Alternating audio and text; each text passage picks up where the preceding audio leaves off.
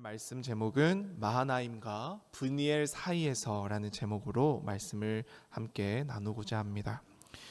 악마는 디테일에 숨어 있다라는 속담과 같은 말들이 우리의 삶에서 많이 전해지는 것을 듣게 됩니다.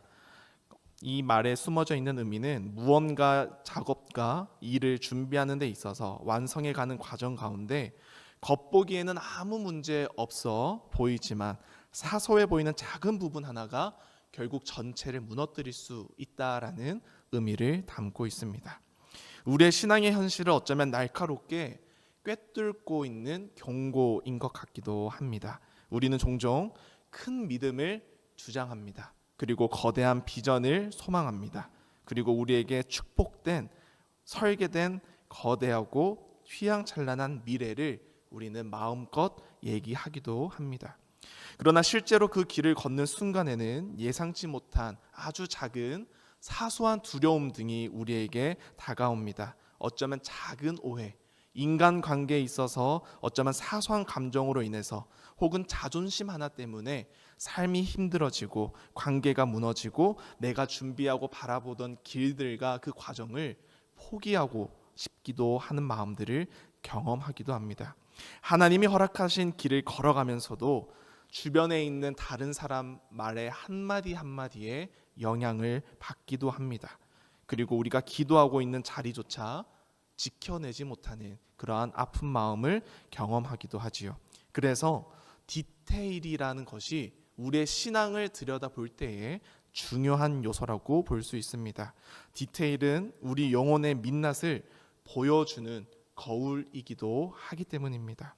작은 선택 앞에서 드러나는 두려움, 우리가 예상하지 못했던 변수 앞에서 흔들리는 우리의 삶의 중심들을 바라볼 때 그러한 자리에 위치해 있는 우리들의 믿음과 신앙이 정말로 진짜 믿음인지, 정말 하나님을 내가 붙잡고 강하게 신뢰하고 있는지 그것을 점검받게 되는 자리가 되기도 합니다. 오늘 본문에 등장하는 인물은 야곱입니다. 야곱의 이야기는 우리가 너무나도 어려서부터 교회에서 많이 듣고 또 쉽게 접했던 이야기라 우리에게 또 친숙한 이야기이기도 합니다. 하나님의 명령에 순종하는 이 길 위에 야곱이 여정을 떠나고 있습니다. 그러나 그가 이제 하나님이 말씀하신 그 여정의 끝에 다다랐을 때에 그가 마주해야 되는 한 인물을 길 위에서 마주해야 되게 되었습니다. 그 인물은 누구일까요? 야곱의 형의 이름이 어떻게 됩니까? 에서입니다. 에서와 야곱이 왜 관계가 흐트러졌을까요? 야곱이 무엇을 하였습니까? 무엇을 형에게서 나쁜 표현으로 뺏었습니까? 뭐를 팔았습니까? 형은? 에서인 형은 동생인 야곱에게 팥죽 한 그릇에 자신의 장자권을 팔았던 그런 이야기가 있었지요. 그래서 결국은 야곱은 장자의 축복을 받아내고 형 에서는 그러한 동생 야곱이 그러한 자신을 속였다라는 사실에 엄청나게 분노했던 이야기를 우리는 알고 있습니다. 어느덧 그렇게 형 에서를 도망가 삼촌의 댁에 넘어가 있던 시간이 20년이 지났습니다. 그리고 그간에 야곱의 세력과 또 소유물과 가족들과 또 그러한 자신이 책임지는 식솔들이 많이 늘었습니다. 그리고 하나님께서는 이제 다시 돌아가기를 원하셨고 돌아가게 되었는데 그에게 가장 큰 산과 벽으로 남았던 게 바로 형 에서였던 것입니다. 이제 형 에서를 만났을 때 본인이 어떻게 될까라는 두려움이 그의 삶을 잠식했습니다. 야곱이 아마도 평생 붙들고 살아왔던 두려움을 하나 꼽자고 하면은 바로 그 형 에서에 대한 존재일 것 같습니다. 야곱은 스스로에게로 장자권을 빼앗았고 축복을 가로챈 후에 20년이 흐른 지금 하나님의 명령에는 순종하여 길을 나아가지만 하지만 에서의 군대를 마주할 생각에 그는 큰 목표가 작은 요인 하나 때문에 흔들리는 현실을 마주하게 되었습니다. 결국 그는 가는 길 위에 어느 한 길 그리고 한 무리를 바라보게 됩니다. 그 야곱이 보아하니 그 무리가 하나님의 군대와도 같다라고 보았습니다.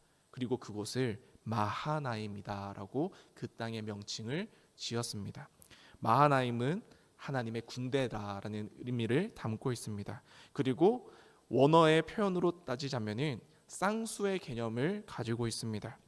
우리가 흔히 양말이라고 표현할 때에 양말 왼쪽, 양말 오른쪽 이렇게 표현하지는 않지 않습니까?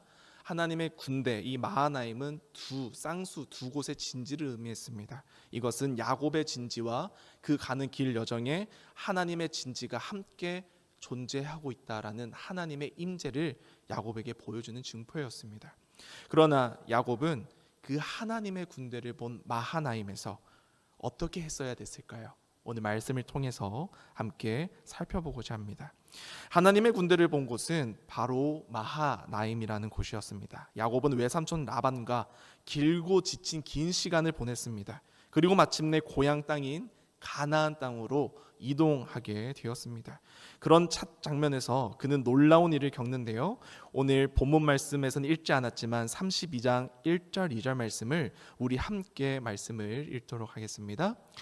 야곱이 길을 가는데 하나님의 사자들이 그를 만난지라. 야곱이 그들을 볼 때에 이르기를 이는 하나님의 군대라 하고 그 땅 이름을 마하나임이라 하였더라. 아멘. 하나님은 그 길 위에서 야곱에게 다시금 하늘의 사자들, 곧 하나님 자신의 군대를 보여주셨습니다. 이 장면은 야곱의 과거가 연상이 됩니다. 창세기 28장 12절 말씀에는 이러한 내용이 기록이 되어 있습니다. 우리 앞에 스크린에 함께 보시겠습니다. 말씀이 제가 읽도록 하겠습니다. 베델에서 사닥다리를 보았던 환상의 이야기를 성도님들께서는 기억하실 것입니다. 그 환상 속에서 하늘에 사닥다리가 이어져 있고 그곳에서 하나님의 천사들이 야곱의 환상 가운데 오르락내리락 하던 모습을 우리는 떠오르게 됩니다. 그와 마찬가지로 하나님의 천사들이 야곱에 가는 그 길 여정에 하나님은 그 군대를 보여주셨다라는 것이죠. 이것은 다시 말해서 하나님께서 야곱에게 말씀하시고자 하는 것은 나는 지금도 너와 함께 있다라는 것을 보여주고자 하셨습니다. 야곱, 너가 두려움과 걱정과 그리고 어려움의 길 위에서 너가 혼자 가는 것 같지만 너는 혼자가 아니다라는 확증을 야곱에게 주시고 계시는 것입니다. 야곱은 그래서 그 장소를 마하나임이라고 붙였습니다. 그것은 영광스러운 뜻이고 자신의 신앙의 격려가 되는 분명한 자리였습니다. 하지만 놀라운 것은 그러한 하나님의 군대를 목도한 그 마하나임 지역을 지나갈 때에 야곱의 행동이었습니다. 야곱은 지금 몹시 두려움과 걱정과 근심 속에 직면해 있습니다. 하나님께 정말 도움이 필요한 그러한 인생의 위험의 한 가지를 마주하고 있는데 야곱은 하나님의 군대가 있는 곳을 보고 지나치게 됩니다. 정말로 인간이 자신의 일생에서 어려움과 하나님의 손길을 구해야 되는 위험에 직면해 있다면 하나님의 군대, 하나님의 세력, 하나님의 사람, 하나님의 징표를 보았을 때 어떻게 행동해야 되겠습니까? 어떻게든 목숨을 붙잡고 하나님께 달려가 매달려야 했습니다. 그렇지만 야곱은 하나님을 보기만 하였습니다. 마하나임에서 하나님을 본 이후에 야곱은 그저 자신이 가던 여정을 지속해서 떠났습니다. 야곱은 하나님의 군대에 어떠한 도움도 요청하지 않았고 그리고 하나님의 사자들을 보고도 자신이 준비한 방법, 인간적인 생각, 계획들을 사용하며 여전히 자신만의 인간적인 계획대로 움직이고 있었던 것입니다. 그러면서 했던 행동이 형 에서를 향해 먼저 종들을 보내는 것이었습니다. 종들을 먼저 보내고 사자들을 먼저 보내고 그리고 형 에서가 군사 400명을 이끌고 온다는 말을 듣자 두려워하여 가족과 재산을 두 때로 나누기도 합니다.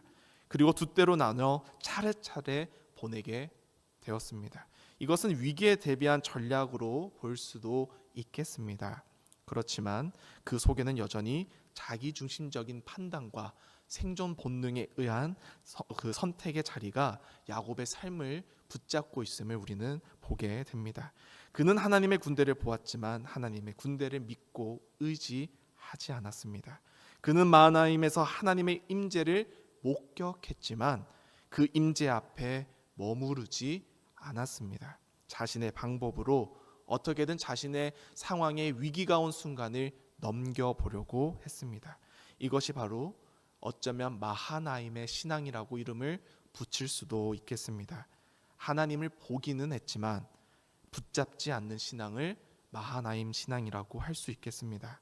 말씀을 듣고 은혜를 경험했지만 막상 현실의 두려움 앞에 서면 하나님을 잊게 됩니다.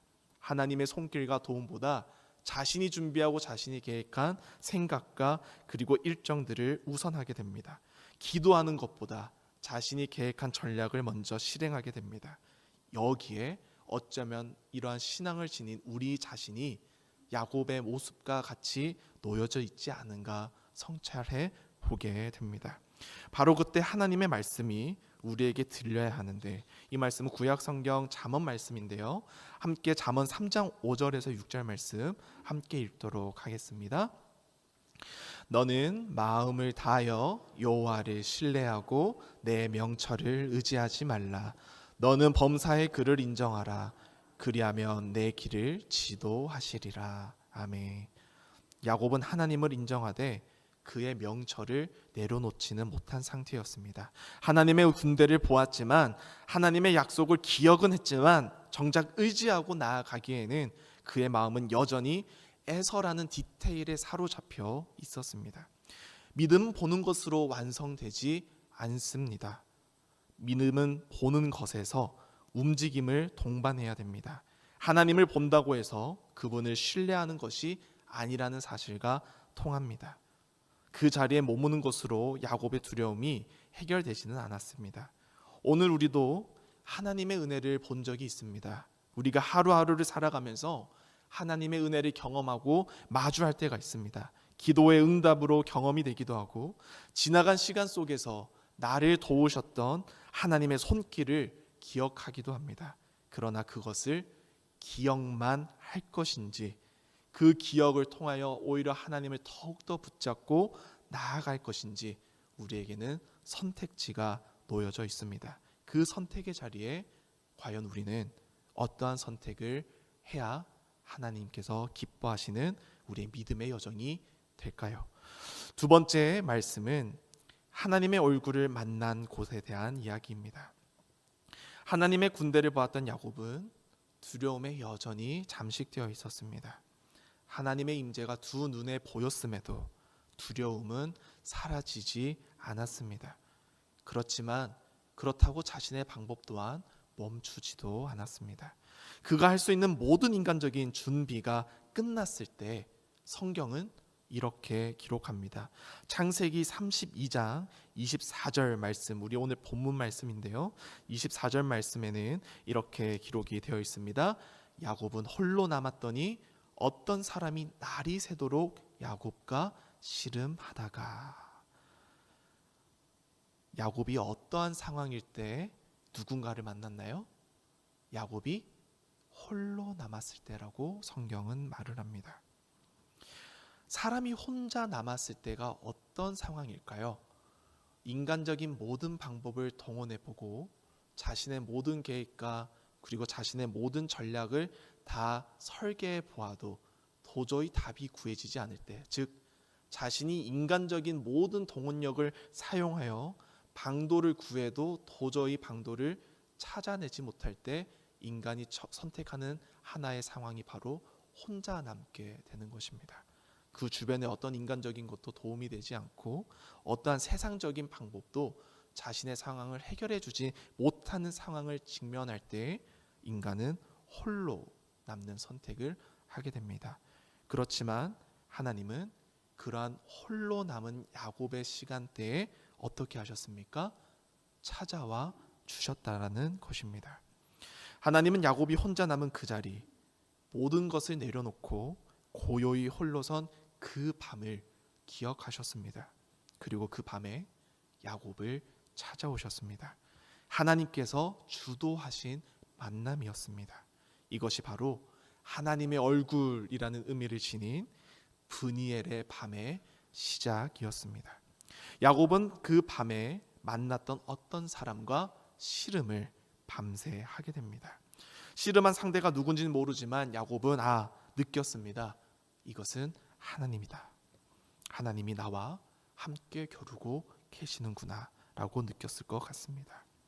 어쩌면 단지 육체적인 싸움과 겨룸에 머물러 있던 내용은 아닌 것 같습니다.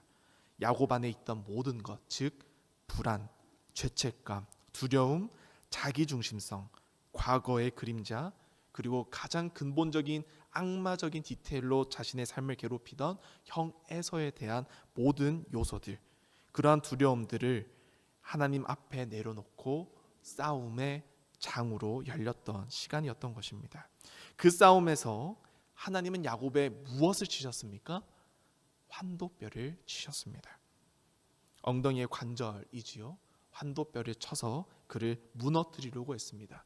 그렇지만 야곱은 환도뼈가 어긋난 상황에서 넘어지고 포기하였습니까? 아니었습니다. 환도뼈가 어긋났음에도 그는 밤새 하나님을 붙잡고 버티고 겨루었습니다. 그리고 그렇게 붙잡고 매달리는 상황 가운데 야곱은 놀라운 고백을 한 가지 하는데요. 오늘 읽은 32장 26절 말씀 함께 읽도록 하겠습니다. 32장 26절 말씀 함께 말씀을 읽겠습니다. 네, 제가 말씀을 함께 읽겠습니다. 그가 이르되 날이 새려하니 나로 가게 하라. 야곱이 이르되 당신이 내게 축복하지 아니하면 가게 하지 아니하겠나이다. 아멘. 이 고백이 어떻게 들리십니까? 절망으로 들리십니까? 아닙니다. 야곱에게는 환도뼈가 어긋나는 고통과 그러한 알지 못하는 존재와의 미지의 두려움 속에서도 그는 하나님을 붙들 수밖에 없는 절박함과 간절함이 있었습니다. 그래서 하나님께 그는 축복을 요구하는 놀라운 고백을 하게 됩니다. 이것은 야곱에게 절망이 아니라 복으로서 상황이 변화되어지는 전환점이었습니다. 야곱은 이제 하나님 외에는 다른 소망이 없음을 고백하게 됩니다. 그동안 지고 있던 모든 것을 놓은 자, 이제는 하나님만 붙잡는 자로 변하게 된 것입니다. 바로 하나님을 대면한 신앙, 즉 브니엘 신앙은 하나님을 붙잡는 신앙입니다. 마하나임에서는 하나님을 보았습니다. 그렇지만 브니엘에서는 그분을 붙잡았습니다. 마하나임에서는 하나님의 존재를 인정했지만 브니엘에서는 그분과 치열하게 부딪혔습니다.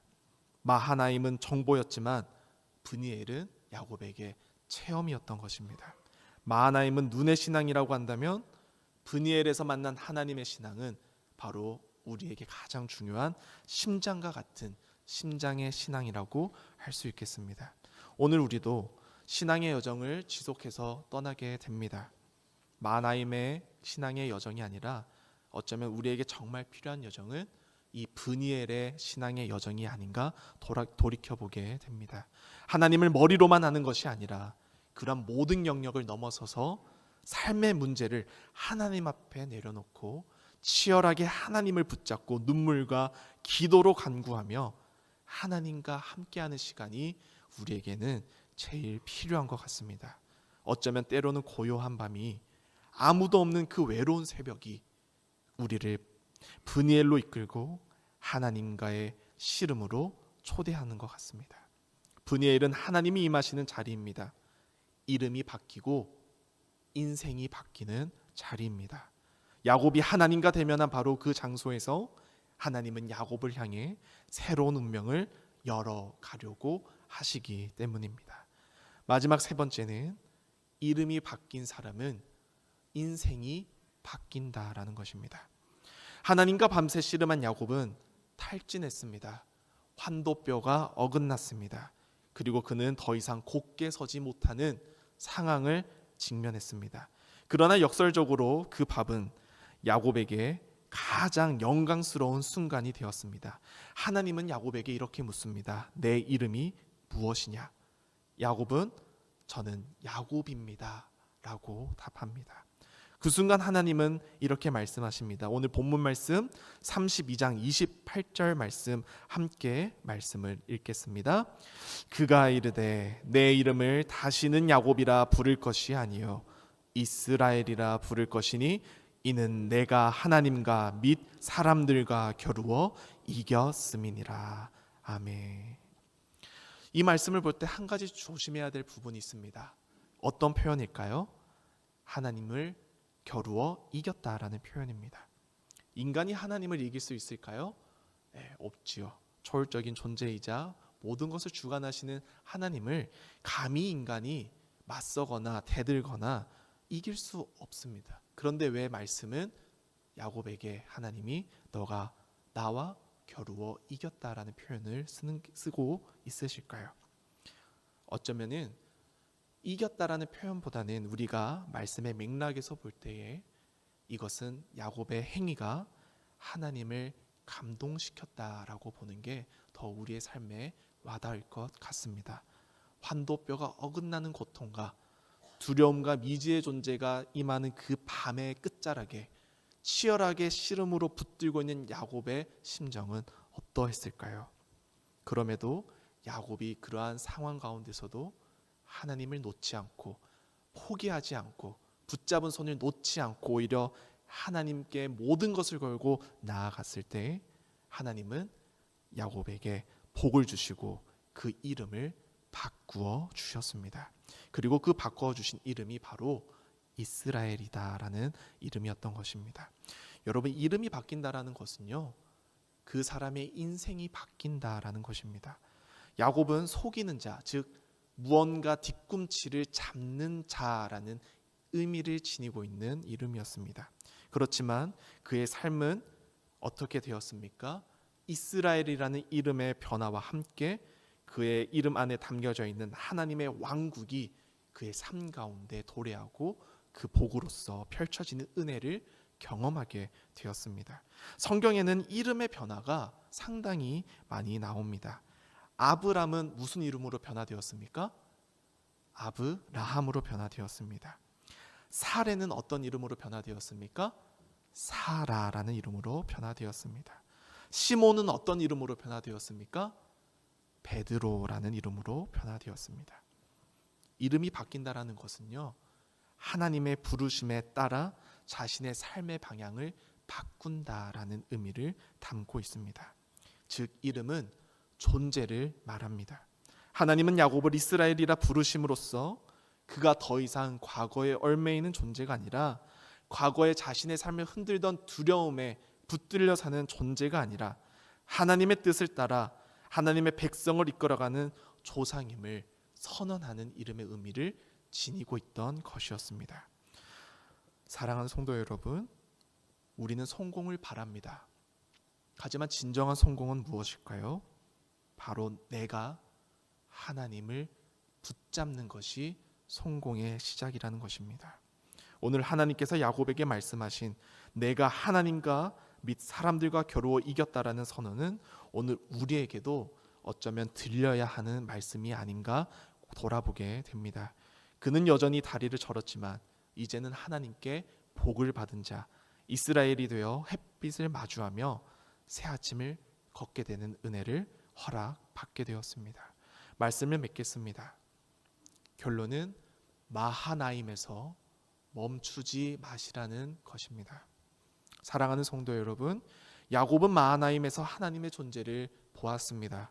하지만 그는 여전히 자신의 계획을 내려놓지 못했습니다. 그리고 두려움에 사로잡혀 살았습니다.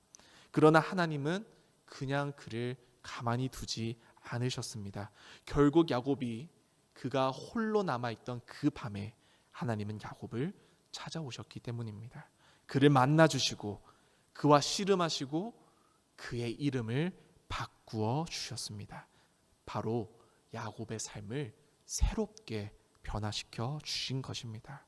야곱이 그날 본 하나님의 얼굴, 즉 브니엘은 한 인간의 신앙이 정보와 이해의 관계에서 멈추는 것이 아니라 확신으로 변화되어지는 과정을 우리에게 보여주는 인생의, 즉 신앙의 전환점인 것입니다. 우리의 삶에도 마하나임과 브니엘 두 개의 시간대가 맞물려 있습니다.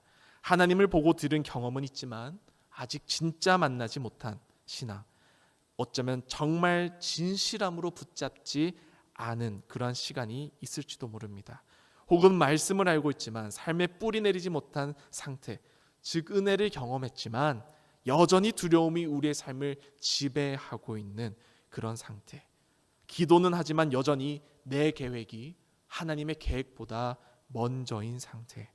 그런 우리를 하나님은 브니엘로 우리를 삶의 자리를 초대하고 계십니다. 혼자나마 나와 씨름하지 않겠느냐. 내 얼굴을 보고 나를 붙잡고 너의 이름을 바꾸는 밤을 나와 함께 지내고 싶지 않느냐. 하나님은 붙잡는 자에게 복을 주십니다. 엎드리는 자에게 새 이름을 허락하여 주십니다.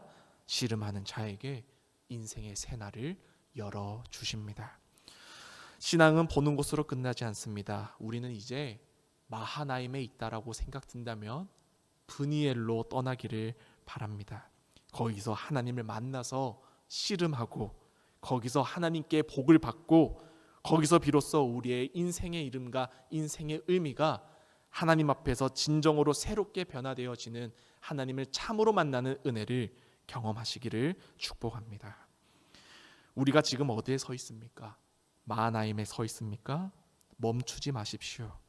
마하나임에서 하나님을 본 것에서, 기억하는 것에서 멈추지 마십시오. 그곳에서 하나님을 붙잡는 자리인 브니엘로 신앙의 여정을 떠나시기를 바랍니다. 은혜의 자리로 걸어가십시오. 그 자리에서 하나님은 여러분들을 부르시고 나를 부르시고 그리고 당신을 부르시고 계십니다. 그 하나님을 만날 때에 하나님은 우리의 상처를 보듬으시고 우리의 인생의 빛을 비춰 주실 것입니다. 오늘 우리는 그 브니엘로 한 걸음 한 걸음 믿음을 담아 살아가기를 간절히 소망합니다.